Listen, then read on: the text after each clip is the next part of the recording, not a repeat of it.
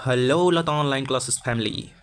लता online classes के इस YouTube platform पर मैं भगवती नंदन अनुपम आप सभी का स्वागत करता हूं। तो जैसा कि हम लोगों का कृषि विभाग का सीरीज चल रहा था कृषि मंडी अधिनियम 1972, तो उसी कड़ी में हम जो है लेकर आए हैं अध्याय 3 में है आपका मंडी समितियों का गठन के बारे में आपको जो है पढ़ना है। अब मंडी समिति के गठन करना है तो मंडी समिति में कौन कौन से अधिकारी होंगे, कर्मचारी होंगे, मंडी समिति के अधिकारी यानी अध्यक्ष का चुनाव कैसे होगा। अब मान लीजिए कोई प्रथम बार मंडी बन रही है तो मंडी समिति बनने से पहले उसका कार्यभार कौन संभालेगा, प्रबंध संचालक क्या होता है, इन सब चीज़ों पर हम जो है चर्चा करेंगे। तो अध्याय 3 है हमारा मंडी समितियों का गठन। तो मंडी समितियों का गठन को स्टार्ट करने से पहले चैनल को लाइक करें, शेयर करें, वीडियो को शेयर करें, सब्सक्राइब करें और कमेंट करें कि कि हमारा ये जो सीरीज़ है वो आपको कैसा लगा। चलिए देखते हैं अध्याय 3 मंडी समिति का गठन।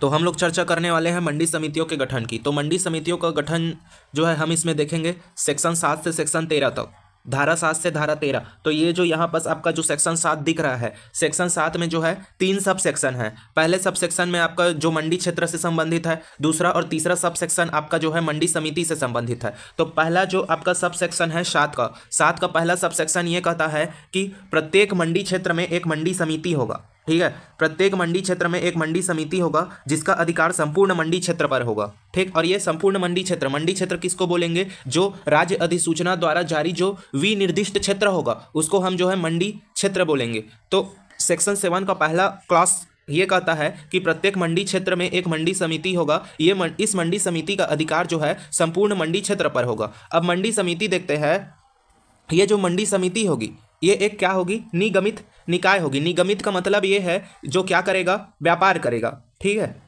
एक जो है निगमित निकाय होगी। प्रत्येक मंडी समिति एक निगमित निकाय होगी। और ये निगमित निकाय कैसे होगी? ये जो समिति जो है वह समिति जो सेक्शन 4 के तहत क्या है? विनिर्दिष्ट है।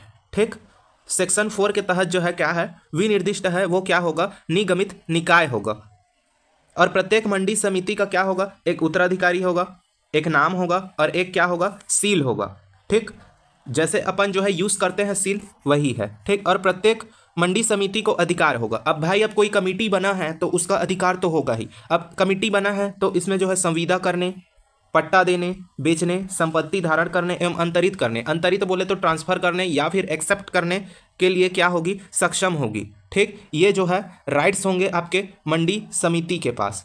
ठीक, और ये जो है क्या है? इमूवेबल प्रॉपर्टीज है। मतलब सीधी सी बात ये है, ये जो है डायरेक्टर के परमिशन से, एमडी के जो प्रबंध संचालक है, मैनेजिंग डायरेक्टर, उसके परमिशन से जो है मंडी समिति को क्या होगा? अधिकार होगा संविदा करने का, पट्टा देने का, बेचने का, संपत्ति धारण करने का और अंतरित करने का। अब सेक्शन 7 का सब सेक्शन 3 ये कहता है कि मंडी समिति एक क्या होगी? स्थानीय प्राधिकरण समझी जाएगी। ध्यान रखिएगा, मंडी समिति क्या होगी? स्थानीय प्राधिकरण समझी जाएगी। मतलब एक लोकल अथॉरिटी के रूप में क्या होगा? मंडी समिति का समझा जाएगा। लोकल अथॉरिटी के रूप में मंडी समिति को समझा जाएगा। फिर उसके बाद अब हम चलते हैं सेक्शन 8 में। तो ये जो सेक्शन 8 है, सेक्शन 8 का आपका हेडिंग ये कहता है कि स्थानीय प्राधिकारी की संपत्ति का मंडी समिति में निहित होना। मतलब जो लोकल अथॉरिटी रहेगी वो जो है मंडी समिति के, उसकी जो संपत्ति है वो मंडी समिति के अंडर में होगी। ठीक, तो देखिए कोई भी मंडी समिति जो है अपेक्षा करती है जो चाही गई जमीन है, भवन या फिर भूमि है। ठीक, मान लीजिए हमको मंडी बनाना है तो मंडी बनाने से पहले मंडी कमेटी गठित होगी। जैसा कि हमने जो है क्लास 1 और क्लास 2 में देखा। तो क्लास 1 और क्लास 2 आप लोगों ने नहीं देखा है तो आप लोग जो है प्लेलिस्ट में जाइए, प्लेलिस्ट में अपना जो है क्लास 1 क्लास 2 जो है डला गया है। ये जो है क्लास 3 है एक्ट का। तो जो मंडी कमेटी लोकल अथॉरिटी से कोई भी भूमि या फिर कोई भी भवन, ठीक, मंडी बनाने के लिए चाहेगी, ठीक, जो मंडी प्रांगण के भीतर क्या हो? स्थित हो। जो मंडी प्रांगण के भीतर क्या हो? स्थित हो। ठीक, या फिर कोई ऐसी जो भूमि या फिर भवन है जो मंडी स्थापना के पहले लोकल अथॉरिटी द्वारा, मतलब स्थानीय प्राधिकरण द्वारा मंडी प्रयोजन के उपयोग में लाया जाता हो। ठीक, लाया जाता हो। तो मंडी कमेटी और लोकल अथॉरिटी के बीच में एक क्या होगा? करार होगा। ठीक, मतलब मान लीजिए मंडी कमेटी क्या करती है? एक समिति बनाती है। अब समिति क्या करेगा, किसी भी क्षेत्र को क्या करेगा, चिन्हित करेगा। यहाँ पास हमारा जो है क्या होना चाहिए, विपणन क्षेत्र या फिर मंडी क्षेत्र होना चाहिए। ठीक, अब लोकल अथॉरिटी से जमीन या फिर भवन क्या करेगा, जो भी मांगेगा लोकल अथॉरिटी से मंडी समिति, तो या तो वो ऐसे जमीन को मांगेगा जो मंडी स्थापना के पहले जो है मंडी प्रयोजन मतलब व्यापार के प्रयोजन से, क्या व्यापार के उद्देश्य से उपयोग में लाई गई हो। ठीक, व्यापार पर्पज से। ठीक है, तो ऐसी जो, या फिर जो मंडी प्रांगण के भीतर क्या हो, स्थित हो। ठीक, तो 1 माह के भीतर जो है अगर मंडी कमेटी और लोकल अथॉरिटी का क्या हो जाता है, स्थानीय प्राधिकरण का करार हो जाता है, मतलब क्या हो जाता है, कंप्रोमाइज हो जाता है, तो लोकल अथॉरिटी जो है 1 माह के अंडर में उस भवन या भूमि को मंडी कमेटी को क्या करेगा, अंतरित करेगा, मतलब दे देगा, प्रदान कर देगा, ट्रांसफर कर देगा। ठीक है, सीधी सी बात। सेक्शन 8 का सब सेक्शन 1 आपका कहता है कि भाई मान लीजिए कोई मंडी कमेटी है, मंडी कमेटी क्या बनाना चाहती है, मंडी क्षेत्र बनाना चाहती है। अब वो उस मंडी क्षेत्र को चाहती है क्षेत्र बनाना जो पहले से मंडी प्रयोजन के लिए क्या हो, लोकल अथॉरिटी द्वारा मतलब स्थानीय प्राधिकरण द्वारा क्या है, उपयोग में लाई गई हो, या जो मंडी प्रांगण के भीतर स्थित हो। ठीक, अगर मान लीजिए मंडी कमेटी और लोकल अथॉरिटी के बीच में क्या हो जाता है, करार हो जाता है, कंप्रोमाइज हो जाता है, तो 1 माह के भीतर मंडी कमेटी को वह भूमि देगी कौन, आपकी लोकल अथॉरिटी। आपका सेक्शन 8 का 1 जो है ये कहता है। फिर आते हैं सेक्शन 2। मान लीजिए अगर सेक्शन 8 के सब सेक्शन 1 के तहत कंप्रोमाइज नहीं होता मंडी कमेटी और लोकल अथॉरिटी में। ठीक है, लोकल अथॉरिटी और मंडी कमेटी में क्या होता है, कंप्रोमाइज नहीं होता, तब के कंडीशन में क्या होगा, तब आपका सेक्शन 8 का सब सेक्शन 2 ये कहता है कि भाई जो मंडी कमेटी द्वारा चाही गई जमीन है, ठीक है, जो मंडी कमेटी द्वारा चाही गई जो जमीन है वह जो है कलेक्टर द्वारा सब सेक्शन 5 के तहत, कलेक्टर के आदेश द्वारा सब सेक्शन 5 के तहत विदाउट एनी कंपनसेशन मतलब बिना क्षतिपूर्ति राशि के, ठीक, मंडी कमेटी को वो जो है दे दिया जाएगा वो जमीन। लेकिन अगर इसमें किसी भी क्या हो को प्रॉब्लम हो, अगर कोई पक्षपात हो कि भाई लोकल अथॉरिटी जो जमीन लोकल अथॉरिटी द्वारा उपयोग में लाई गई है और मंडी समिति उस जमीन को मंडी क्षेत्र के रूप में एडॉप्ट करना चाहती है, तो अगर इसमें किसी को ऑब्जेक्शन है, ठीक, तो 3 दिन के भीतर क्या करेगा, स्टेट गवर्नमेंट से जो आपका पक्षकार रहेगा, जिसको प्रॉब्लम रहेगा कलेक्टर्स के आदेश से, वह क्या करेगा, स्टेट गवर्नमेंट में अपील करेगा। ठीक, अब आते हैं सब सेक्शन 3 में। सब सेक्शन 3, अब मान लीजिए कलेक्टर का ऑर्डर क्या हो गया है, जारी हो गया है मंडी कमेटी को मंडी क्षेत्र देने के लिए। ठीक, अब सेक्शन 8 का सब सेक्शन 3 ये कहता है कि सब सेक्शन 2 के तहत 7 दिवस के भीतर क्या करेगा, मंडी कमेटी को लोकल अथॉरिटी जो चाही गई भूमि है या जमीन है उसको जो है देगा।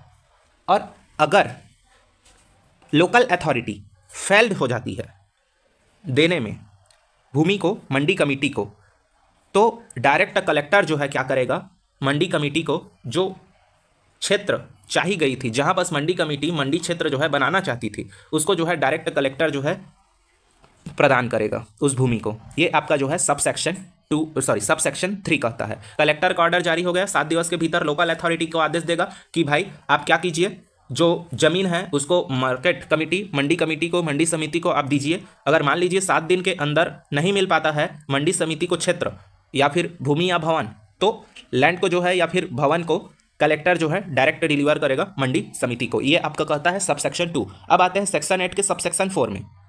देखिए सेक्शन 8 का सब सेक्शन 4 जो है ये कहता है कि भाई सब सेक्शन 2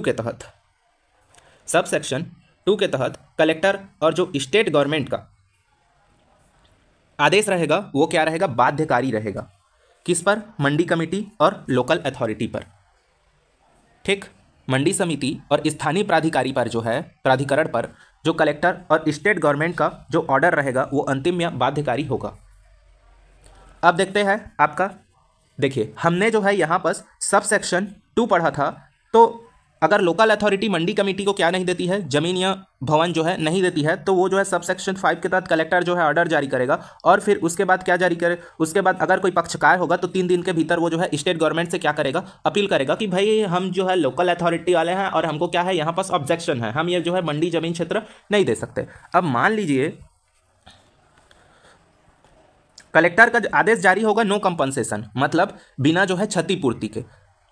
मान लीजिए लोकल अथॉरिटी ने वहाँ पास कोई काम करवाया होगा, ठीक, तो उसका क्षतिपूर्ति वगैरह बिना क्षतिपूर्ति के क्या होगा, राशि के बिना पैसे के जो है लोकल अथॉरिटी सब सेक्शन 2 के तहत किसको देगी, जमीन मंडी कमेटी को कलेक्टर के आदेश पर। लेकिन अगर कोई क्लेम करता है कलेक्टर के आदेश में स्टेट गवर्नमेंट को 3 दिन के भीतर, तो उस केस में सब सेक्शन 5 जो है ऐड किया गया है। अब मान लीजिए स्टेट गवर्नमेंट कुछ भी कंपनसेशन वगैरह देने को बोलती है, मतलब ये है कि पैसा वगैरह देने को बोलती है, तो कलेक्टर जो है डिसाइड करेगा कि सेक्शन 5 का सब सेक्शन ए ये कहता है, कलेक्टर जो है डिसाइड करेगा कि भाई वार्षिक भाड़ा जो है कितना होगा, ठीक, भवन की दशा के अकॉर्डिंग जो है कंपनसेशन क्या करेगा, एक्सेप्ट करेगा, ठीक, डिटरमाइन करेगा, निर्धारित करेगा कि भाई इसको कितने पैसे जो है देने चाहिए वार्षिक भाड़े के रूप में। सब सेक्शन 5 का क्लास 1 कहता है, ठीक है। सब सेक्शन 5 का क्लास 2 भवन की दशा, और सब सेक्शन 5 का क्लास 3 ये कहता है कि जो भूमि अर्जन हेतु लोकल अथॉरिटी द्वारा जो दी गई जमीन की रकम है, दी गई कंपनसेशन की रकम है और भूमि का वर्तमान बाजार। मतलब ये है कि भाई जो लोकल अथॉरिटी द्वारा जो दिया गया पैसा है और जो लैंड द्वारा जो चल रहा है, ठीक है, लैंड द्वारा जो लैंड का वर्तमान मार्केट मूल्य है, उस बेसिस पे जो है क्या करेगा, कलेक्टर जो है निर्धारण करेगा क्षतिपूर्ति का कि कितना पैसा मिलना चाहिए। अगर स्टेट गवर्नमेंट निर्देश जारी करती है कुछ भी क्षतिपूर्ति या फिर पैसा देने के लिए, तब के कंडीशन में लोकल अथॉरिटी को, तो उसका जो है डिटरमाइनेशन करेगा आपका कलेक्टर निरीक्षण करके, ठीक। फिर उसके बाद चलते हैं आपका क्लास 4 में, ठीक। सब सेक्शन आपका 5 का क्लास 4 क्या कहता है कि द कॉस्ट और represent market value of any building और लैंड जिस पर एलए द्वारा जो है निर्माण कराया गया हो। एलए का मतलब यहाँ पास लोकल अथॉरिटी है, ध्यान रखिएगा, ठीक है। मतलब ये है कि वह वर्तमान मूल्य या फिर भूमि या भवन का वह वर्तमान मूल्य जिस पर लोकल अथॉरिटी द्वारा निर्माण कार्य कराया गया हो, इस पर भी क्या करेगा, वो कंपैरिजन करेगा। भाई जो भी भूमि है जिस पर निर्माण कार्य कराया है किसने, लोकल अथॉरिटी ने, या फिर अन्य कार्य कराया है, मान लीजिए कोई क्षेत्र है यहाँ पर लोकल अथॉरिटी ने क्या कराया, अन्य कार्य जो है कराया है या फिर निर्माण कराया है, उसका वो जो है मार्केट प्राइस या फिर कॉस्ट जो है पता लगाएगा और उस बेस पर जो है क्या करेगा, कलेक्टर जो है नियत करेगा कि इसको कितना जो है कंपनसेशन देना चाहिए। अब सब सेक्शन 6 ये कहता है 8 का, ठीक। सेक्शन 8 का सब सेक्शन 6 ये कहता है कि जो अंडर सब सेक्शन 5 है, मतलब जितने भी उप क्लास हैं, क्या, जैसे आपका वार्षिक भाड़ा, भवन की दशा, भूमि के अर्जन हेतु वर्तमान बाजार मूल्य, और आपका ये जो है द कॉस्ट और प्रेजेंट वैल्यू, मतलब जो लोकल अथॉरिटी द्वारा जो है निर्माण कार्य कराया गया है, इतने सारे जो सब क्लास है, इसके लिए कलेक्टर जो है क्या करेगा, लंप सम, मतलब ये है जो कंपनसेशन है, मतलब जो पैसा है, क्षतिपूर्ति है, वह जो है एक मुश्त दिया जाएगा कि वार्षिक जो है इंस्टॉलमेंट में दिया जाएगा, कि किस बेसिस पे दिया जाएगा, ये आपका जो है नियत करेगा, निर्धारित करेगा कलेक्टर जो है। पैसा एक मुश्त देना है कि आपको जो है किस्तों में देना है, ये आपका जो है कौन निर्धारित करेगा, तो आपका निर्धारित करेगा कलेक्टर, ठीक। अगर मान लीजिए इंस्टॉलमेंट में देना करार हुआ, ठीक, तो वो जो है 10 इंस्टॉलमेंट से क्या नहीं होना चाहिए, अधिक नहीं होना चाहिए, ठीक है। और 6% जो है ब्याज पर ईयर 6% ब्याज पर जो है कंपनसेशन अगर इंस्टॉलमेंट में दिया जाता है, ठीक, तो दिया जाएगा, ध्यान रखिएगा, 6% ब्याज पर और 10 इंस्टॉलमेंट में अगर कोई क्षतिपूर्ति भी दिया जाता है तब की कंडीशन में, अन्यथा जो है नहीं दिया जाएगा, ठीक। नो कंपनसेशन आपने जो है सब सेक्शन 2 में देखा, लेकिन जो आपका जो है अगर कोई क्लेम कर दे वहाँ पर स्टेट गवर्नमेंट के पास कि भाई नहीं भाई हमको जो है क्या चाहिए, कंपनसेशन चाहिए सब सेक्शन 5 के तहत, तो सब सेक्शन 5 के तहत, तो सब सेक्शन 5 में जो है कलेक्टर निरीक्षण करेगा, और सेक्शन 8 के सब सेक्शन 6 के तहत कलेक्टर ये नियत करेगा कि कंपनसेशन जो है, जो पैसा है, वो आपका किस्तों में दिया जाना चाहिए या फिर किस में दिया जाना चाहिए, आपको इंस्टॉलमेंट में दिया जाना चाहिए, एनुअल इंस्टॉलमेंट। और ये एनुअल इंस्टॉलमेंट में अगर देगा तो 10 इंस्टॉलमेंट से ज़्यादा नहीं होना चाहिए, और 6% जो है ब्याज पर, प्रति वार्षिकी ब्याज पर जो है दिया जाएगा, भुगतान किया जाएगा। ये आपका जो है सब सेक्शन 6 कहता है। तो सब सेक्शन हमने यहाँ पर सेक्शन हमने 7 देखा, 8 देखा, अब देखेंगे सेक्शन 9, ठीक। सेक्शन 9 में बोर्ड या समिति हेतु भूमि का अर्जन कहता यह है कि बोर्ड या समिति हेतु भूमि का अर्जन। अब कैसे करेंगे भूमि का अर्जन? अब ऑर्डर तो जारी कर दिया कलेक्टर, ठीक, लोकल अथॉरिटी को, भाई तुमको देना है तो देना है ये वाली भूमि, यहाँ पर मंडी क्षेत्र बनेगा मतलब बनेगा। लेकिन सेक्शन 9 क्या बोलेगा आपका, वो भी देखते हैं, चलिए सुनते हैं। सेक्शन 9 का हेडिंग देखिए, जब भी आप लोग कोई एक्ट पढ़ते हैं, जो आपका जो PDF फॉर्मेट में एक्ट आता है, उस एक्ट को आप पढ़ते हैं तो एक्ट को देखते ही आदमी जो है घबरा जाता है। तो आपको घबराना नहीं है भाई, एक एक आपको जो है टॉपिक को देखना है, ठीक, अच्छे से, और टॉपिक को देखकर ही उसके जो है सब सेक्शन क्या हुए हैं, बने हुए हैं, ध्यान रखिएगा। तो ये है आपका सेक्शन 9, बोर्ड या मंडी समिति हेतु भूमि का अर्जन। तो इसमें सब सेक्शन 1 ये कहता है भाई कि एक्ट के प्रयोजन हेतु मंडी क्षेत्र के भीतर कोई भूमि अपेक्षित हो तथा भूमि अर्जन के करार द्वारा बोर्ड असमर्थ हो, तब स्टेट गवर्नमेंट क्या करेगी, कार्यवाही करेगी। मतलब ये है, देखिए बोलने का मतलब ये है कि मान लीजिए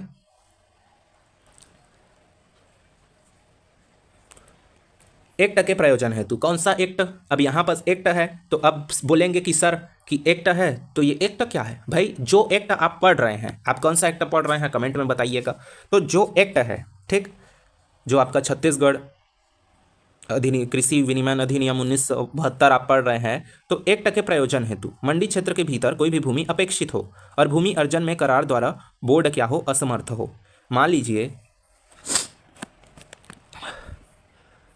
1972 एक्ट के यूज हेतु, प्रयोजन मतलब यूज, सामान्य भाषा में यूज आप जो है ले सकते हैं ध्यान में। तो प्रयोग हेतु कोई भी भूमि क्या हो, अपेक्षित हो, मतलब सीधी सी बात यह है कि कोई भी मंडी समिति जो है मंडी क्षेत्र भूमि को क्या करना चाहती है, बनाना चाहती है, और बोर्ड जो है उसको क्या करने में, प्रदान करने में क्या होता है, असफल होता है, ठीक है।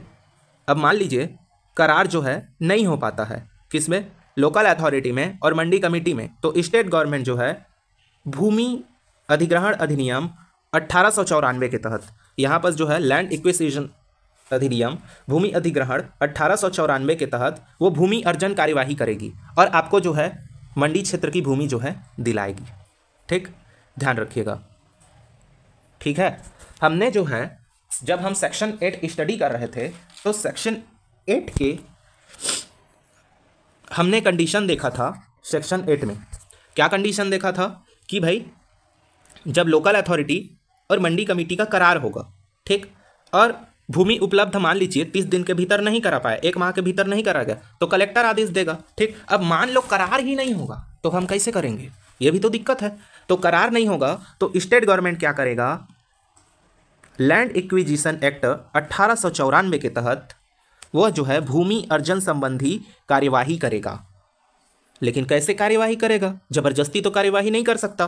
तो बोर्ड और मार्केट कमेटी जब आवेदन करेगी स्टेट गवर्नमेंट के पास कि भाई लोकल अथॉरिटी और मंडी कमेटी के बीच में क्या नहीं हो पा रहा है भूमि को लेकर, जहां पास हम क्या बनाना चाहते हैं, मंडी क्षेत्र बनाना चाहते हैं, वो कॉम्प्रोमाइज़ नहीं हो पा रहा है, तो आवेदन लिखेगी मंडी कमेटी या फिर मार्केट कमेटी, और वो क्या करेगी, लैंड, तो आवेदन लिखने पर जो आपकी स्टेट गवर्नमेंट है वो लैंड एक्विजिशन एक्ट 1894 के तहत क्या करेगी, कार्यवाही करेगी राज्य सरकार, ठीक, राज्य सरकार। और कैसी भूमि पर कार्यवाही करेगी भाई, देखिए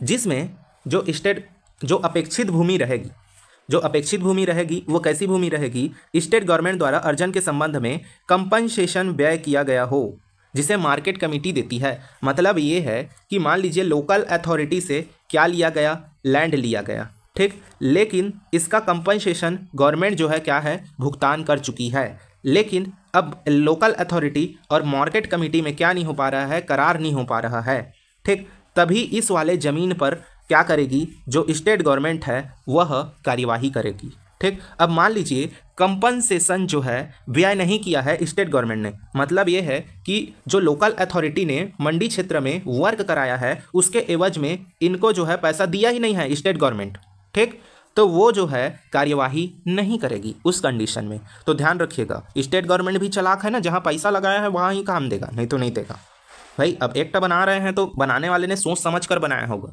सोचिए हम लोगों को पढ़ने में इतना कठिनाई हो रहा है तो इन लोगों को बनाने में कितना कठिनाई हुआ होगा। तो ये चीज़ें हैं। फिर उसके बाद चलता है सब सेक्शन 2 में, सेक्शन 9 का। आई होप कि ये आपको जो है समझ में आया होगा। ठीक, देखिए सब सेक्शन 2 ये कहता है कि भाई कोई भी मार्केट या बोर्ड, कोई भी मार्केट कमेटी या फिर बोर्ड भूमि अंतरित नहीं करेगी। मतलब यह है कि कोई भी लोकल अथॉरिटी भाई भूमि नहीं देगी जो सब सेक्शन 1 के तहत बोर्ड समिति के लिए अर्जित की जा चुकी हो। मतलब भाई जिस भूमि में क्या हो चुका है, पहले से ही उसका अर्जन किया जा चुका है, तो वो उसको कैसे देगा यार, नहीं देगा। अब जबरदस्ती हम जो है नहीं दे सकते ना किसी को भूमि। अब मान लीजिए कोई भूमि किसी मंडी क्षेत्र का हो गया है, तो हम दूसरे मंडी समिति को हम जो है नहीं दे सकते ना उस भूमि को, या फिर भिन्न प्रयोजन हेतु अर्जित की गई हो, मतलब भिन्न उद्देश्य से, मतलब उप मंडी क्षेत्र या फिर किसी भी क्षेत्र से क्या की गई हो, अर्जित की गई हो, या फिर वह जो है अन्य कार्यों के लिए क्या नहीं करेगी, अन्य कार्यों के लिए आपकी भिन्न प्रयोजन हेतु अन्य कार्यों के लिए इसको जो है व्यपवर्तित नहीं करेगी, मतलब यूज नहीं करेगी। ठीक, जो सब सेक्शन 1 के तहत, कौन सा सब सेक्शन 1, तो धारा 9 के सेक्शन 9 के सब सेक्शन 1 के तहत जो भूमि अर्जित की जा चुकी है उसको जो है क्या नहीं करेगी, अंतरित नहीं करेगी, मतलब किसी दूसरे को जो है नहीं देगी। ठीक, और ना ही वो उसको अन्य कार्यों हेतु, न जो भूमि अन्य कार्यों हेतु अर्जित की गई हो उसको न जो है देगी, और ना ही अन्य उद्देश्य हेतु जो है क्या करेगी, उस भूमि पर कार्य करेगी। ठीक, कोई भी मार्केट कमेटी या फिर बोर्ड। फिर उसके बाद आते हैं सब सेक्शन 3। अब सब सेक्शन 3 आपका क्या बोलता है, इसको हम देखते हैं। सब सेक्शन 3 आपका बोलता है कि जो छत्तीसगढ़ भू राजस्व संहिता, ठीक, लैंड रेवेन्यू कोड, छत्तीसगढ़ भू राजस्व संहिता 1959 के अधीन बनाए गए नियम उस भूमि पर लागू नहीं होंगे। अब मान लीजिए हमने तो भूमि ले लिया मंडी बनाने के लिए, अब उसमें तरह तरह के राज्य सरकार के अन्य कानून लागू हो रहे हैं, तो कार्यों को संपन्न कराने में काम जो है चालू ही नहीं हो पाएगा। हम तो क्या हो जाएंगे, मरते ही रह जाएंगे भाई, कानूनी कार्यवाही से निपटते ही रह जाएंगे, तो काम शुरू होगा नहीं। तो बात यह है, तो सब सेक्शन 3 ये कहता है कि छत्तीसगढ़ जो भू राजस्व संहिता है 1959 के अधीन जो बनाए गए नियम हैं वह जो है उस भूमि पर लागू नहीं होंगी। तो कौन सी भूमि पर लागू नहीं होंगी, तो आपका जो है जो मंडी समिति द्वारा सब सेक्शन 1 के तहत, मंडी समिति द्वारा सब सेक्शन 1 के तहत क्या की गई हो, अर्जित की गई हो। मतलब ये है भाई कि जो सेक्शन 9 का सब सेक्शन 1 है उसके तहत जो भूमि अर्जित की गई है उस पर जो है छत्तीसगढ़ भू राजस्व संहिता 1959 के जो नियम हैं वो लागू नहीं होंगे। ठीक, या फिर जो अंतरण द्वारा, मतलब ट्रांसफर द्वारा अन्यथा अर्जित की गई हो, जिसका उपयोग जो है मंडी प्रांगण या उप मंडी प्रांगण के स्थापना के प्रायोजन में लाई गई हो। मतलब 3 प्रकार की भूमि पर जो है लागू नहीं होगा। एक मंडी समिति द्वारा अर्जित भूमि जो धारा 9 की सब सेक्शन 1 के तहत अर्जित की गई है, या फिर जो अंतरण द्वारा अर्जित की गई है जिसको मंडी प्रांगण और उप मंडी प्रांगण के रूप में प्रांगण की उपयोग में जो है लाई गई हो। ठीक, स्थापना प्रायोजन ये कठिन वर्ड्स आप जो है छोड़ दीजिए। ठीक, के उपयोग में लाई गई हो, इतना बस जो है ध्यान में रखिए। अब बनाए गए नियम, तो कौन कौन से नियम लागू नहीं होंगे भाई, ये भी तो देखना पड़ेगा ना। तो नियम आपके कौन कौन से लागू नहीं होंगे। ठीक, एक आपका डाइवर्सन ऑफ लैंड से संबंधित नियम जो है लागू नहीं होंगे। ठीक, फिर कृषि के अन्य प्रयोजन के लिए भूमि उपयोग में परिवर्तन के परिणाम स्वरूप भू राजस्व पुनरीक्षण एवं उनसे अनुसांगिक विषय, मतलब ये है कि भाई जो कृषि के अन्य उद्देश्य के लिए उपयोग में जो भूमि लाई गई है, ठीक, उपयोग में जो भूमि लाई गई है उसमें परिवर्तन, ठीक, और भू राजस्व निरीक्षण, जैसा कि आपका है कृषि के अन्य प्रयोजन के लिए भूमि के उपयोग में परिवर्तन के परिणाम स्वरूप जो भू राजस्व पुनरीक्षण एवं उनसे अनुषंगिक अन्य विषय से संबंधित, मतलब जो भूमि उपयोग में लाई गई है। ठीक, अब उपयोग में हम इसको जो है कई तरह से ला सकते हैं। ठीक है, उपयोग में हम इसको कई तरह से ला सकते हैं, तो कई तरह से लाएंगे तो परिवर्तन ही होगा। ठीक है, तो कई तरह से ला सकते हैं, तो उपयोग में लाए गए भूमि उपयोग में परिवर्तन के परिणाम स्वरूप जो भू राजस्व पुनरीक्षण से संबंधित जो नियम है, ठीक, और उनसे रिलेटेड 2 सब्जेक्ट हैं, उनसे संबंधित जो विषय है वो वाले नियम जो है लागू नहीं होंगे। ठीक, तो अगर आपसे क्वेश्चन पूछा कि भाई छत्तीसगढ़ भू राजस्व संहिता 1959 के जो नियम हैं वो मंडी या उप मंडी प्रांगण पर लागू होते हैं कि नहीं होते हैं करके। तो आपको जो है आंसर में नहीं ही लेना है, हाँ नहीं लेना है, ठीक। लेकिन इसमें एक जो है क्या है, ऑब्जेक्शन है। क्या ऑब्जेक्शन है? प्रोवाइडेड दैट, देखते हैं क्या प्रोवाइडेशन है। उप मंडी प्रांगण मंडी प्रांगण के लिए कोई बोर्ड या प्रयोजन के लिए उपयोग में लाए गए परिसर के संबंध में यह नहीं समझा जाएगा कि वे यथास्थिति नगर पालिका, नगर निगम, अधिसूचित क्षेत्र, ग्राम पंचायत या विशेष क्षेत्र विकास प्राधिकारी की सीमा में सम्मिलित है। मान लीजिए जो ये है, क्या है, कोई भी क्षेत्र है, कौन सा क्षेत्र आपका, जो मंडी क्षेत्र है वो उप मंडी या फिर जो मंडी प्रांगण है या उप मंडी प्रांगण है, मंडी क्षेत्र के अंडर में जो मंडी प्रांगण है या उप मंडी प्रांगण है, उसको नगर पालिका, नगर निगम या फिर कोई भी शेड्यूल्ड क्षेत्र है या फिर ग्राम पंचायत या विशेष क्षेत्र विकास प्राधिकारी है, ठीक, उसके अंडर में ये नहीं आएंगे। ये जो आपके जो मंडी और उप मंडी बन रहे हैं, मंडी और आपके मार्केट यार्ड और सब मार्केट यार्ड जो है हैं, ये जो है ना किसी ग्राम पंचायत की ज़मीन होगी, ना नगर पालिका की ज़मीन होगी, ना अधिसूचित क्षेत्र की ज़मीन होगी, ना विशेष क्षेत्र प्राधिकारी की सीमा वाली जो है ज़मीन होगी, वो उसके अंडर में नहीं आएंगे, वो आपके हो जाएंगे बाहर। तो आई होप कि आपको जो है समझ में आया होगा। किसी भी प्रकार की परेशानी हो तो कमेंट में आप जो है कर सकते हैं, उसको अन्य वीडियो में जो है क्लियर किया जाएगा। तो इस तरह से जो है हमने देखा कि मंडी समितियों का गठन सेक्शन 7 से सेक्शन 9। आगे की वीडियो में हम देखेंगे सेक्शन 10, 11, 12, 13, ठीक। इतना में हमारा जो सेक्शन है वो हमारा क्या हो जाएगा, कवर अप हो जाएगा, और इतना में अध्याय 3 जो है कवर अप हो जाएगा। फिर आने वाली अन्य वीडियो में हम देखेंगे अध्याय 4।